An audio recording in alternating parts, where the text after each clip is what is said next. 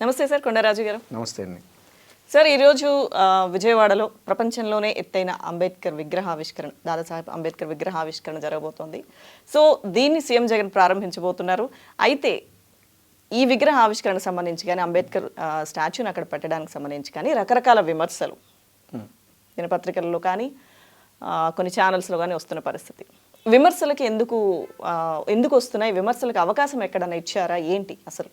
ఒకటండి, విజయవాడ నగరం నడిబొడ్డున పీడబ్ల్యూడి గ్రౌండ్స్లో అంబేద్కర్ స్మృతి వనం ఆంధ్రప్రదేశ్ రాష్ట్ర ప్రభుత్వం నిర్మించింది. అందులో సామాజిక న్యాయ మహాశిల్పం అంబేద్కర్ గారు, ప్రపంచంలో అత్యంత ఎత్తైనటువంటి అంబేద్కర్ గారి విగ్రహం ఆంధ్రప్రదేశ్ రాష్ట్రం విజయవాడలోనే ఉన్నది. దాని ఎత్తు సుమారు 206 అడుగులు, 125 అడుగులు అంబేద్కర్ గారు అయితే ఆ వేసినటువంటి ప్లాట్ఫామ్ సుమారు 81 అడుగులు. సో మొత్తం కలిపి విగ్రహంగా చూస్తే 206 అడుగులు, సుమారు 400 కోట్ల రూపాయల పైన వెచ్చించి అసలు అంబేద్కర్ గారి యొక్క జీవన స్థితిగతులు, ఆయన బాల్యం నుంచి మరణం వరకు ఆయన సాధించిన విజయాలు కానీ, చేసిన పోరాటాలు కానీ, ఇవన్నీ ఈ తరం యువతకు తెలియాలి, ఈ తరం యువతను బాగా దగ్గరగా చేయాలి అంబేద్కర్ గారికి అనేటువంటి ఉద్దేశంతో మా ప్రభుత్వం దాన్ని నిర్మించింది. అందులో కన్వెన్షన్ సెంటర్ ఏర్పాటు చేసాము. సుమారు ఒక 75 మందితో కూర్చునేటటువంటి ఒక ఐనాక్స్ థియేటర్కి మనం వెళ్తే ఏ విధమైనటువంటి ఫీల్ ఉంటుందో అలా ఒక థియేటర్ ఏర్పాటు చేసి అంబేద్కర్ జీవితాన్ని అందులో ప్రదర్శించే కార్యక్రమం కానీ, మ్యూజియం కానీ, కొంత లైబ్రరీ సెటప్ కానీ, నిజంగా అంబేద్కర్ గారు యొక్క విగ్రహాలు అక్కడ ఏర్పాటు చేసిన మీరు చూస్తే లోపల మ్యూజియం లోపల ఒక పట్టుకుంటే మనిషి చెయ్యి ఎలా ఉంటుందో ఆ రకమైనటువంటి దాంతో ఒక ఫీల్, నిజంగా అంబేద్కర్ గారు వచ్చి మన దగ్గర కూర్చున్నారా, మనం ఆయన పక్కన నిలబడ్డామా అనేటువంటి ఒక అనుభూతి కలుగుతూ, అసలు నా భూతో నా భవిష్యత్తు అని చెప్పచ్చు. ఇంత గొప్ప కార్యక్రమం జరిగినప్పుడు జనరల్గా నేను గతంలో కూడా చెప్పాను, జగన్మోహన్ రెడ్డి గారు ఒక ఋషిలాగా కష్టపడి అభివృద్ధి సంక్షేమం అనేటువంటి యజ్ఞాలు చేస్తుంటే చంద్రబాబు నాయుడు, పచ్చ మీడియా, నారాసురులందరూ కలిపి ఆ యజ్ఞాన్ని భంగం చేయాలనేటువంటి ప్రయత్నం చేస్తారు. సో అందులో భాగంగానే ఈ విమర్శలు. మీ మంచి అంత జరుగుతుంటే అంత కడుపు మంట వాళ్ళకి రగిలిపోతుంటారు. ప్రజల్లోకి ఆ మంచి వెళ్ళిపోతుంది కాబట్టి దాన్ని ఇమీడియట్గా ఆపాలి కాబట్టి వంకలైన డొంకటికి ఏడిచిందని ఇలాంటి దిక్కుమాల విమర్శలన్నీ వాళ్ళు చేస్తారు. మీరు ఇంకో విషయం గమనిస్తే, ఇదే అంబేద్కర్ గారికి ఒక భారీ విగ్రహం విజయవాడలో పెడతామని చెప్పి మేనిఫెస్టోలో పెట్టింది తెలుగుదేశం పార్టీ. తీయమని చెప్పండి, 2014లో వాళ్ళకు ఉన్నటువంటి మేనిఫెస్టోని తీసి చూపించమని చెప్పండి. బట్ మేము ఎక్కడా కూడా, జగన్మోహన్ రెడ్డి గారు ఎక్కడా కూడా అంబేద్కర్ స్మృతి వనం నిర్మిస్తామని ఎక్కడ మా మేనిఫెస్టోలో లేదు. బట్ 2021 సంవత్సరంలో మేము దానికి శంకుస్థాపన చేయటం, ఇప్పుడు ఏ ముఖ్యమంత్రి గారు అయితే శంకుస్థాపన చేశారో ఆ ముఖ్యమంత్రి గారు ప్రారంభిస్తున్నారు. గతంలో వాళ్ళు ఎవరో శంకుస్థాపన చేసి మేము ప్రారంభించడాలు కాదు. సో మా పనితనం అనేటువంటిది ప్రజలకు కనబడుతుంది, అర్థమవుతుంది. కాబట్టి ఆ యొక్క కార్యక్రమం మీద కూడా విమర్శలు చేస్తున్నారు తప్పితే ఆ విమర్శలు ఎంత మాత్రం వాస్తవం లేదు. ఇప్పుడు ప్రచార యావ కోసం ఇదంతా చేస్తున్నారు, అంత ఖర్చు పెట్టి, అంటే ప్రజాధనాన్ని ఖర్చు పెట్టి చేసి అక్కడ సీఎం జగన్మోహన్ రెడ్డి గారి పేరు వేయించుకోవడం కానీ వీటికి సంబంధించి కూడా చాలా విమర్శలు వస్తాయి. నేనైతే ఒక మాట చెప్తానండి, నిజం గడప దాటేలోపు అబద్ధం ప్రపంచం చుట్టొస్తున్నటువంటి నేటి పరిస్థితుల్లో నిజాన్ని బలంగా ఒక బలమై దిక్కులు పెక్కటిల్లేలా ప్రతిధ్వనించే ప్రతినిధిగా ఈరోజు ఆంధ్రప్రదేశ్ రాష్ట్ర ప్రభుత్వం సామాజిక న్యాయం విషయంలో వ్యవహరిస్తుంది. మన భారత రాజ్యాంగ నిర్మాత యొక్క విగ్రహాన్ని పెట్టి ఆయన చేసినటువంటి మంచిని, ఆయన ఇచ్చినటువంటి స్వేచ్ఛా వాయువులని, ఆయన పెట్టినటువంటి హక్కు అనేటువంటి భిక్ష గురించి ప్రపంచానికి ఎంత ఎక్కువ ప్రచారం చేస్తే అంత మంచిది తప్పితే, అంటే అంబేద్కర్ గారి గురించి ప్రచారం చేస్తుంటే చూసి తట్టుకోలేకపోతున్నారా? అంత కడుపుమంట అంబేద్కర్ గారి వాదుల మీద అంత విషం కక్కల తెలుగుదేశం పార్టీ కానీ, పచ్చ మీడియా కానీ? మీరు చరిత్రను చూడమని అడుగుతున్నాను నేను. ఇదే చంద్రబాబు నాయుడుకు దళితులు అంటే ఎంత చిన్నచూపు అంటే, దళితుల్లో ఎవరైనా పుట్టాలా అని కోరుకుంటారా అని చెప్పి చంద్రబాబు నాయుడు మాట్లాడితే, ఏదో మనకు సినిమా డైలాగ్ ఉంటుంది, బేటా 1 నంబరి బాప్ 10 నంబరి అన్నట్టు, నారా లోకేష్ ఏమో దళితుల్లో ఎవడైనా పీకిందేంటి పొడిచిందేంటి అని నిన్న కాక మనం మాట్లాడాడు. ఓ పక్క యథా రాజా తదా ప్రజ అన్నట్టు వాళ్ళ నాయకుడు ఏ విధంగా వ్యవహరిస్తున్నాడో వాళ్ళ పార్టీ నాయకులు అదే వ్యవహార శైలి. చింతమనేని ప్రభాకర్ గారు, దళితులారా మీకెందుకురా రాజకీయాలు, మీకెందుకురా పదవులు, పిచ్చ ఎదవల్లారా అని చెప్పి దళితులను అత్యంత ఘోరంగా, హీనంగా అవమానించినటువంటి పరిస్థితులు. ఇదే అమరావతి ప్రాంతంలో దళితులకి భూములు ఇస్తామని మా ప్రభుత్వం ముందుకు వస్తే, దళితులు అక్కడ ఉండటం వల్ల డెమోగ్రాఫిక్ గ్రాఫ్ దెబ్బతింటుంది, అంటే సామాజిక సమతుల్యత దెబ్బతింటుంది. ఆ రాజధాని నడిబొడ్డులో దళితులు అనేటువంటి వాళ్ళు ఇల్లు కట్టుకుని ఉండడానికి వీలు లేదని చెప్పి చంద్రబాబు నాయుడు కేసులు వేశాడు కోర్టులో. సో ఇంత పచ్చి దళిత వ్యతిరేకులైనటువంటి వాళ్ళు ఎక్కడ దళితవాదాన్ని భుజం మీద వేసుకుని దళితులు కానీ, ఎస్సీ ఎస్టీ బీసీ మైనారిటీలని, నా దళితులు, నా ఎస్సీలు, నా బీసీలు, నా మైనారిటీలు అని ఇప్పటివరకు భారతదేశంలో ఏ ముఖ్యమంత్రి అన్నాడో తీసి ఒక రికార్డింగ్ టేప్ చూపించమనండి. సో జగన్మోహన్ రెడ్డి గారు అణగారినటువంటి వర్గాల్ని హక్కును చేర్చుకున్నాడు. అవకాశాలు లేని వారికి అవకాశాలు కల్పించారు, అందలం ఎక్కించారు, అధికారాన్ని ఇచ్చారు, అభివృద్ధిని చేశారు, మంచి ఫలితాలను ఆ జాతులకు అందిస్తున్నారు. సో ఇటువంటి పరిస్థితుల్లో జగన్మోహన్ రెడ్డి గారి మీద విమర్శలు చేయటం, జగన్మోహన్ రెడ్డి గారి మీద బురద జల్లటమే పనిగా పెట్టుకున్నారు తప్పితే అది ప్రచారయావ కాదు. ప్రజలకి తెలియాల్సినటువంటి హక్కుగా ఈరోజు రాష్ట్ర ప్రభుత్వం చేస్తుంది. ఓకే, అంటే ఇప్పుడు దళితుల మీద చంద్రబాబు గారి ప్రేమ లేదని మీరు చెప్తున్నారు. 100%. ఇప్పుడు మొన్న ఏదైనా నియోజకవర్గ ఇన్ఛార్జీలను మార్చినప్పుడు కూడా చంద్రబాబు నాయుడు కొన్ని కామెంట్స్ చేశారు. మార్పులు చేర్పులు జరిగిన వాటిలో ఎస్సీ ఎస్టీలు దళితులు ఎక్కువ మంది ఉన్నారు, వాళ్ళంటే జగన్ కు కక్ష, కావాలనే ప్రజా వ్యతిరేకత పేరుతో వాళ్ళని తప్పించారు అని. ఇప్పుడు రాజకీయంగా ప్రజాస్వామిక పద్ధతిలో ఎవరైనా ఎక్కడి నుంచైనా పోటీ చేయొచ్చు. మార్పులు చేర్పులు అనేటువంటివి ఎప్పటి నుంచో జరుగుతున్నాయి, కొత్తగా ఇప్పుడే కాదు. ఎస్పెషల్లీ మీరు దళితుల గురించి అంటారు కాబట్టి నేను చెప్తున్నా, 2014 వరకు ఇప్పుడు తెలుగు మహిళా పార్టీ అధ్యక్షురాలుగా ఉన్నటువంటి వంగల్పూడి అనిత ఇదే విశాఖ జిల్లా పాయకరాపు నియోజకవర్గంలో శాసనసభ్యులుగా పనిచేసింది ఆవిడ. అంటే చంద్రబాబు నాయుడు అనే వ్యక్తి పచ్చి దళిత వ్యతిరేక కాబట్టి, దళితులు అంటే చంద్రబాబు కడుపు మంట కాబట్టి ఓ దళిత ఎమ్మెల్యే అయినటువంటి వంగల్పూడి అనిత గారిని అక్కడ నుండి తీసి కొవ్వూరుకు మార్చేశాడా? లేదా ఒక జవహర్ గారు దళిత మంత్రిగా పనిచేసిన వ్యక్తిని చంద్రబాబు నాయుడు గారికి దళితులు అంటే ఈర్ష కాబట్టి ఆ జవహర్ గారిని కొవ్వూరుని తీసి తిరువురుకు మార్చేశారా? మరి చంద్రబాబు నాయుడు గారు చేసిందేంటి? మమ్మల్ని విమర్శించే ముందు, మా వైపు ఒక వేలెత్తి చూపించే ముందు మిగతా 3 వేళ్ళు కూడా చంద్రబాబు నాయుడు వైపు చూపిస్తున్నాయి. అవి తెలుసుకోకుండా అవివేకంతోనో అనాలోచిత విధంగానో బుర్ర జల్లడమే పనిగా పెట్టుకుని మా మీద విమర్శలు చేస్తున్నారు తప్ప ఇంకొకటి కాదు. ఖచ్చితంగా ఒక దళితులను మారిస్తే అనుకోండి, దళితుల నియోజకవర్గం నుంచి, అది it is an SC reserved constituency, అక్కడ మరో దళితుడికే కదా అవకాశం ఇస్తారు. అంతే తప్ప ఎవరైనా ఓసిని తెచ్చి పెట్టగలమా? Is it possible? సో రాజకీయంగా ఎవరెక్కడి నుంచైనా పోటీ చేయొచ్చు, మార్పులు చేర్పులు చేసుకుంటూ ముందుకెళ్తాం. దానికి కానీ దీనికి కానీ ఏ విధమైనటువంటి సంబంధం లేదు. మా ప్రభుత్వం వచ్చిన తర్వాత దళితులకు మేము ఏం చేసామో సగర్వంగా చెప్పుకుంటాం. చాలామంది చాలా మాటలు మాట్లాడుతున్నారు. ఎస్సీ ఎస్టీ సప్లాన్ అంటారు, లేదంటే దళితులకు మీరు ఏం చేశారు అది చేశారు. నేను open challenge me I dream channel ద్వారా నేను చేస్తున్నా. ఈ రాష్ట్రంలో లేదా ప్రపంచం మొత్తం ఉన్నటువంటి తెలుగుదేశం అభిమానుల్లో కానీ చంద్రబాబు నాయుడు అభిమానుల్లో కానీ ఎవరైనా డిబేట్కి రావచ్చు. మంత్రి స్థాయి చంద్రబాబు లోకేష్ దగ్గర నుండి కార్యకర్త వరకు ఎవరైనా సరే ఓపెన్ ఛాలెంజ్. జగన్మోహన్ రెడ్డి గారు 2019లో అధికారం చేపట్టిన నాటి నుండి ఇప్పటి వరకు ఎస్సీ ఎస్టీ బీసీ మైనారిటీ వర్గాలకు డీబీటీ నాన్ డీబీటీ ద్వారా 1,76,000 కోట్ల రూపాయలు వాళ్ళకి అందించడం జరిగింది. సో మీరు ఏ పథకమైనా తీసుకోండి, పథకానికి స్కీమ్కి ఏ పేరైతే పెట్టండి, మాకన్నా ₹1 లబ్ధి ఆ సామాజిక వర్గాలకి మీ ప్రభుత్వ హయాంలో జరిగిందని చెప్పండి, నేను జోహార్ అయిపోతాను ఎవరికైనా. సో ఇవన్నీ కేవలం రాజకీయంగా విమర్శలు. మీరు పథకం పేరేం పెట్టారు, స్కీమ్ పేరేం పెట్టారని కాదు, ఆ జాతి అభివృద్ధి చెందడానికి మీరు ₹1 వెచ్చించారా లేదా, అది నేరుగా వారి జేబులోకి వెళ్ళిందా లేదా, అది వాళ్ళ యొక్క అభివృద్ధికి ఉపయోగపడిందా లేదా. ఈరోజు పేద వర్గాల వారంతా చదివేండి గవర్నమెంట్ స్కూల్స్ ఎవరు డెవలప్ చేశారు? నాడు నేడు స్కూల్స్ ద్వారా ఆ ఉన్నటువంటి ఫెసిలిటీస్ కానీ ఇంగ్లీష్ మీడియం కానీ ఇవన్నీ ఎవరు చేశారు? ఇదే చంద్రబాబు నాయుడు గతంలో ఏం మాట్లాడాడు? Education is not the responsibility of the government అన్నాడు. విద్య ప్రభుత్వ బాధ్యత కాదని వాగిన పిచ్చివాడు చంద్రబాబు నాయుడు. ఎక్కడ విద్య ప్రభుత్వ బాధ్యతను తీసుకుని తన పిల్లలే ప్రభుత్వ పాఠశాలకు వెళ్తే ఏ విధమైనటువంటి వసతులు కోరుకుంటాడో ఆ విధంగా పేద వర్గాల వారన్నిటికీ కూడా బ్రహ్మాండమైనటువంటి వసతులు కల్పించి మన పిల్లల యొక్క వాణిని ప్రపంచ వేదికల మీద వినిపించగలిగిన జగన్మోహన్ రెడ్డి గారు ఎక్కడ? సో అణగారిన వర్గాలని అభివృద్ధి చేస్తుంది జగన్మోహన్ రెడ్డి గారు, అణగారిన వర్గాలను ఇంకా అణగదొక్కింది చంద్రబాబు నాయుడు.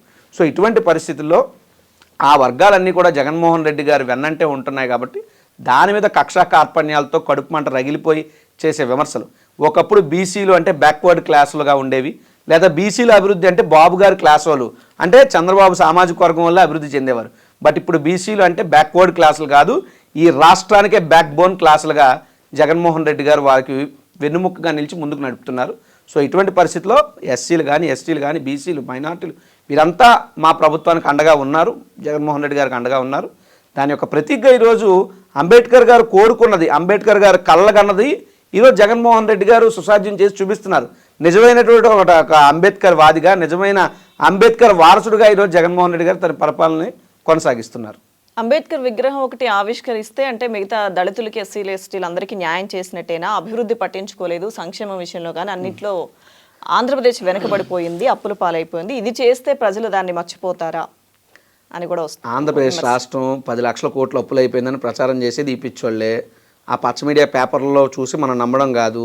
స్వయంగా భారతదేశ ఫైనాన్స్ మినిస్టర్ అయినటువంటి ఈ తెలుగు ఆడపడుచు అయినటువంటి నిర్మలా సీతారామన్ గారు ఏం చెప్పారో వెళ్ళి చూసి తెలుసుకుంటే అర్థమవుతుంది. మనం నిద్రపోయేవాడిని నేనో మీరో లేపగలం తప్ప నిద్ర నటించేవాడిని బ్రహ్మదేవుడు కూడా లేపలేడు. కాబట్టి వాస్తవాలు తెలియని వాళ్ళకి మనం నిజాలు చెప్పచ్చు తప్పితే అవాస్తవాలు మాట్లాడడమే అలవాటుగా పెట్టుకున్నటువంటి వ్యక్తులకి మనం ఎంత చెప్పినా వాళ్ళు మనతో అంగీకరించరు. కాబట్టి ఇక్కడ మేము పరిపాలన బాగా చేసామా లేదా, సంక్షేమం ట్రాన్స్పరెంట్గా గ్రౌండ్ లెవెల్కి మేము అందించామా లేదా, స్కూల్స్, హాస్పిటల్స్, పోర్ట్లు, ఇండస్ట్రీలు, ఉద్యోగాల కల్పనలు ఇవన్నీ మేము చేసామా లేదా అన్నది ఎవరు ఒప్పుకుంటారు, ఎవరు ఒప్పుకోవాలి? ప్రజలు. మేము ప్రజలను ఒప్పించడానికో మెప్పించడానికో పాలన చేస్తున్నాం తప్ప చంద్రబాబు నాయుడుని ఒప్పించాల్సిన అవసరమో పచ్చ మీడియాను ఒప్పించాల్సిన అవసరమో మా ప్రభుత్వానికి ఏమీ లేదు. సో మేము అంబేద్కర్ గారి యొక్క ఆశయాలు నెరవేర్చే దిశగానే మేము అడుగులు వేసాం. ఆఖరిలో విగ్రహం పెట్టాం. విగ్రహంతో పాటు ఆయన్ని యువతకి మరింత దగ్గర చేయాలి. అంబేద్కర్ లాంటి ఒక మహనీయుడు ఈ నేల మీద నడయాడిన సంగతి నేటి యువతరం మరవక ముందే వారికి గుర్తు చేయాలనేటువంటి గొప్ప ఆలోచనతో ఇప్పుడున్నటువంటి టెక్నాలజీతో లోపల ఎల్ఈడి స్క్రీన్స్ కానీ అనేక హంగులతో రాగానే ఒక ఆహ్లాదకరమైన వాతావరణం కానీ 2000 మందితో ఉండేటువంటి ఒక కన్వెన్షన్ సెంటర్ కానీ ఇవన్నీ ఏర్పాటు చేసి it will be a biggest tourist spot in విజయవాడగా అది అభివృద్ధి చెందబోతుంది. రాజు గారు, అయితే ఫైనల్లీ ఒక ప్రశ్న. ఇప్పుడు ఏపీలో సంక్రాంతి సెలవులు పొడిగింపుకు సంబంధించి కూడా దానికి సంబంధించి ఒక విమర్శ ఉంది. సంక్రాంతి సెలవులు పిల్లల మీద ప్రేమతో పొడిగించలేదు, స్కూల్ బస్సులతో సహా అన్నిటినీ అంబేద్కర్ విగ్రహ ఆవిష్కరణ కోసం జనాన్ని తరలించడానికి శ్రీకాకుళం నుంచి ఇలా పలు ప్రాంతాలను తరలించడానికి మాత్రమే స్కూళ్ళకి సెలవులు ఇచ్చారు అని. స్కూల్ సెలవులు అనేటువంటివి పిల్లల పండగ సెలవులకే ఇచ్చారు. ఉదాహరణకు మీరు అలా చూసుకుంటే అయోధ్య రామాలయం దానికి సంబంధించి కూడా సెలవును కేంద్ర ప్రభుత్వం ప్రకటించింది. అంటే అయోధ్య రామాలయం దానికి కూడా బస్సులు కావాలి, ఆంధ్ర నుండో కాశ్మీర్ నుండో మొత్తం బస్సులు వేసుకుని పోవాలని చెప్పి కేంద్ర ప్రభుత్వం ఏమైనా చేసిందా? కాదు కదా. కొన్ని కార్యక్రమాలకి కొన్ని విశిష్టతలు ఉంటాయి. ఇప్పుడు సంక్రాంతి సెలవులను పొడిగించినటువంటి మాట వాస్తవం, కానీ ఇప్పుడు శ్రీకాకుళంలో ఉన్న ఆర్టీసీ బస్సులు విజయవాడ అదంతా ఫాల్స్ అండి. ఇంకోటి చెప్తున్నాను, బస్సులు ఉన్నా లేకపోయినా కాళ్ళకు బలపాలు చక్రాలు కట్టుకుని అంబేద్కర్ వాదులు, అంబేద్కర్ వారసులు, అంబేద్కర్ గారిని ఒక దైవంగా కొలిచేటటువంటి ప్రతి ఒక్కరూ కూడా విజయవాడకు రాబోతున్నారు. ఓ జల ప్రబంధనం మనకు కనబడబోతుంది. కాబట్టి ఏంటంటే రాష్ట్ర ప్రభుత్వంగా ఆ యొక్క కార్యక్రమానికి ప్రభుత్వం ప్రతిష్టాత్మకంగా తీసుకుంది కాబట్టి కావాల్సినటువంటి వస్తువులు కల్పించే బాధ్యత ప్రభుత్వానికి ఉంది కాబట్టి ఆ రకంగా ఏమైనా ఆ చుట్టుపక్కల జిల్లాలోనో ఆ రోడ్ ట్రాన్స్పోర్ట్ డిపార్ట్మెంట్ నుండి అవసరమైన సహాయ సహకారాలు రాష్ట్ర ప్రభుత్వం తీసుకుంటుంది. అంతే తప్ప దానికి దీనికి మాత్రం ఎక్కడా లింక్ లేదు. అయితే నేను అడుగుతున్నాను, గతంలో ఎప్పుడు చంద్రబాబు నాయుడు గారు ఆ యొక్క కార్యక్రమాలకి ఇదే గంటా శ్రీనివాసరావు గారు, నారాయణ గారు వారి కొడుకులు కూతుర్లు పెళ్ళిళ్ళు అయినప్పుడు మరి రోడ్ ట్రాన్స్పోర్ట్ డిపార్ట్మెంట్ ఏపీఎస్ఆర్టీసీని వాడుకోలేదా? బస్సులు మీరు తీసుకెళ్ళిపోలేదా? ఇవన్నీ మేము మాట్లాడితే మీరు చూసి తట్టుకోగలరా? కాబట్టి ఏమిటంటే ఎందుకు అంత ఏడుపు అంటాను, అంబేద్కర్ గారి విగ్రహం ఓపెన్ అవుతుంటే మీరు ఎందుకు చూసి తట్టుకోలేకపోతున్నారు? సో కేవలం దళిత వ్యతిరేకి, అంబేద్కర్ వ్యతిరేక అయినటువంటి చంద్రబాబు నాయుడు కడుపు మంటతో ఈరోజు ఆ పచ్చ మీడియాలో ఆర్టికల్స్ చూస్తేనే ప్రతి ఒక్కరికి కూడా అర్థం అవుతాయి. ఎలక్షన్స్ ముందు ఈ పని చేశారు, సో దళితులను ఆకట్టుకోవడానికి. ఎందుకంటే ఎలక్షన్స్ దగ్గరకు వచ్చిన సమయంలో ఇది గుర్తొచ్చిందా, ఇక్కడ దళితులు కానీ బాబాసాహెబ్ అంబేద్కర్ గారు కానీ గుర్తొచ్చారా అని అడుగుతున్నారు. ఇప్పుడు శంకుస్థాపన చేస్తే మీరు ఆ మాట అనాలి. మేము ఇప్పుడు ప్రారంభిస్తున్నాం. 2021లో మేము శంకుస్థాపన చేసాం సార్. దీనికన్నా ముందు అసలు అంబేద్కర్ గారికి ఒక పెద్ద విగ్రహం పెడతానంటే చంద్రబాబు నాయుడు ఎందుకు మాట నిలబెట్టుకోలేదు? అంటే చంద్రబాబు నాయుడుకి అంబేద్కర్ గారు అంటే నచ్చదు కాబట్టి అంబేద్కర్ గారి విగ్రహం పెట్టడానికి చంద్రబాబు నాయుడుకి మనసు రాలేదా? దాని మీద ముందు ఓపెన్గా చెప్పాలి కదా. వాళ్ళు ఇచ్చినటువంటి మేనిఫెస్టోలో ఉన్నటువంటి హామీ కదా. మీరు మేనిఫెస్టోలో ఇచ్చినటువంటి హామీ నెరవేర్చలేని దద్దమ్మలు ఎక్కడా? మేనిఫెస్టోలో హామీ ఇవ్వకుండానే అందరి యొక్క మనోభావాలను అర్థం చేసుకుని ఆ మహానీయుడికి అంత గొప్ప కార్యక్రమం అక్కడ చేయడంలో జగన్మోహన్ రెడ్డి గారి మనసును ఆలోచించాలా మనం.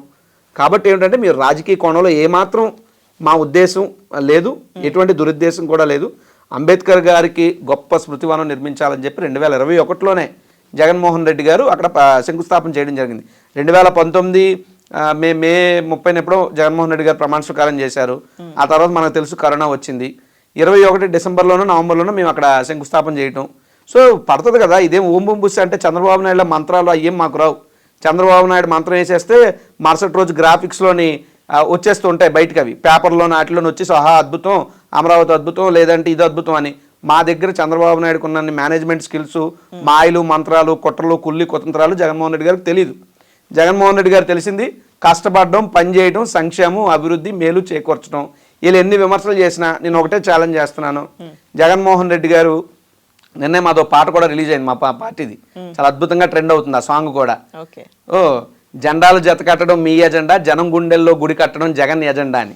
ఓకే. సో ఇటువంటి వ్యక్తులను నోట అడుగుతున్నాను. జగన్మోహన్ రెడ్డి గారు సంశయంగా చెప్తున్నారు 19 నుంచి 24 వరకు ఈ 5 ఏళ్లలో జగన్మోహన్ రెడ్డి అనే వ్యక్తి వల్ల, మీ అన్న ప్రభుత్వం వల్ల ప్రతి కుటుంబంకి ఎవరికైనా సరే లబ్ధి, మేలు, సంక్షేమం, అభివృద్ధి జరిగితేనే ఓటేయండి లేకపోతే ఓటేయద్దు అని ఇంత సంశయంగా చెప్పినటువంటి మగాడు మనగాడు భారతదేశ రాజకీయాల్లో ఎవడున్నాడండి? చంద్రబాబు నాయుడుకి అంత దమ్ముంటే ఇంతకుముందు 9 ఏళ్ళు పాలన చేశాడు కదా, ఆ తర్వాత 5 ఏళ్ళు అవశేషం ఆంధ్రప్రదేశ్ చేశాడు కదా. చెప్పండి గతంలో నా ప్రభుత్వంలో మంచి మేలు జరిగితేనే నాకు ఓటేయండి లేకపోతే నాకు ఓటేయద్దని చెప్పండి చంద్రబాబు దమ్ముంటే. సో దమ్మున్నటువంటి పాలన చేసినటువంటి నాయకుడు జగన్మోహన్ రెడ్డి గారు. సో జగన్ గారికి చంద్రబాబుకి అసలు పొంతనే లేదు రాజకీయంగా. ఇంకొక ప్రజలు నవ్వుకునే అంశం ఏంటంటే 40 ఏళ్ళ ఇండస్ట్రీ చంద్రబాబు, సుమారు 14 ఏళ్ళ ముఖ్యమంత్రి. ఇంకా నేను వస్తే ఏదో చేస్తానంటాడు కానీ ఈ 14 ఏళ్ళలో నేను ఇది చేశానని చెప్పుకోడేంటి? చాలా హాస్యాస్పదం అనిపిస్తుంది ఆలోచించే వాళ్ళకి. ఇంకా నువ్వేమో నీ వయసు చూస్తే 7-10 దాటేసింది, నీ ఆరోగ్యం రేపో మాపో ఎలాగుంటుంది ఎవరికి తెలియదు, భగవంతుడు దేవుని బాగుండాలని కోరుకుంటాం. కానీ ఎంత వయసు వచ్చాక కూడా ఇంకా నేను అది చేస్తాను ఇది చేస్తాను అంటావు కానీ నేను ఇది చేశానని ఎందుకు చెప్పడు? ఇప్పుడు మేము చేసినవన్నీ చెప్తాం. ఆర్బీకేలు చూడండి, సచివాలయాలు చూడండి, వాలంటీర్ వ్యవస్థ చూడండి, లేదా ఆర్టీసీ ఉద్యోగస్తులు విలీనం చూడండి, లేదా మేము కల్పించినటువంటి 6 లక్షల ఉద్యోగాలు చూడండి. ఇవన్నీ మేము చెప్తున్నాం కదా. సుమారు 2 లక్షల పైన గవర్నమెంట్ ఉద్యోగాలు, సుమారు 3.5 లక్షల పైన అవుట్సోర్సింగ్ ఉద్యోగాలు, ఒక 40,000 పైన కాంట్రాక్ట్ ఉద్యోగాలు, ఇది కాక ఎంఎస్ఎంఈల ద్వారా మేము కల్పించినటువంటి ఉద్యోగాలు, తెచ్చినటువంటి కంపెనీలు, పెట్టినటువంటి పెట్టుబడులు, ఇవన్నీ మేము చెప్పుకోవడానికి ఎన్ని ఉన్నాయి. వేరే చంద్రబాబు నాయుడుకి ఏముంది? చంద్రబాబు నాయుడు ఏ రోజున ఒక మాటనే చెప్పాడా, ఇప్పటికీ నేను వస్తే బాబు షూరిటీ భవిష్యత్తుకి గ్యారంటీ అంటాడు. చంద్రబాబు నాయుడు బయటికి రావడానికి 4 షూరిటీ ఇవ్వాల్సి వచ్చింది రాజమండ్రి సెంట్రల్ జైలు నుంచి. అది చంద్రబాబు నాయుడు పరిస్థితి. సార్, అయితే చివరిగా ఈరోజు సాయంత్రం జరిగే విగ్రహావిష్కరణ కార్యక్రమం గురించి ప్రజలకు ఏం చెప్పదలుచుకున్నారు? ఎలా ఉండబోతుంది కార్యక్రమం? చాలా గొప్పగా ఉండబోతుందండి. ఆ సామాజిక వర్గాల వారందరితో కూడా, అంటే అంబేద్కర్ అనేటువంటి వ్యక్తి ఒక సామాజిక వర్గానికి ఒక వర్గానికి చెందిన వ్యక్తి కాదు. రాజ్యాంగాన్ని ఇచ్చారు, ఆయన వల్లే ఈరోజు మనం బతుకుతున్నాం ఇంత హాయిగా. సో ఆయన యొక్క చరిత్రని భవిష్యత్తు తరాలకు ఇంకా దగ్గర చేయాలనేటువంటి ఉద్దేశం ముఖ్యమంత్రి గారు ప్రసంగం ఉండబోతుంది ఆ మీటింగ్లో. అనంతరం లేజర్ షో, ఇవన్నీ కూడా మొత్తం ఆ కార్యక్రమం అంతా జరగబోతుంది. ఖచ్చితంగా విజయవాడ నగరానికి వచ్చిన ప్రతి ఒక్కరూ కూడా అంబేద్కర్ గారి విగ్రహం చూసి ఒక్కసారి మనసులో ఆయన స్మరించుకొని ఒక భావోద్వేగమైనటువంటి ఒక ఫీలింగ్ వస్తుంది ప్రతి ఒక్కరికి కూడా. ఎందుకంటే రోమాలను ఎక్కబొడుచుకుంటే నేను వెళ్ళి ఆల్రెడీ చూశాను, సందర్శించాను, అదంతా కూడా చాలా అద్భుతంగా ఉంది. ప్రతి ఒక్కరూ కూడా రేపు ఓపెనింగ్ అయిపోయిన తర్వాత విజయవాడ వచ్చిన ప్రతి పౌరుడు కూడా ఖచ్చితంగా అంబేద్కర్ స్మృతి వనానికి వెళ్తాడు, చూస్తాడు, చాలా ఆనందం పొందుతాడు, స్ఫూర్తిని పొందుతాడు. ఓకే, థ్యాంక్ యూ అండి. థ్యాంక్ యూ, నమస్కారం.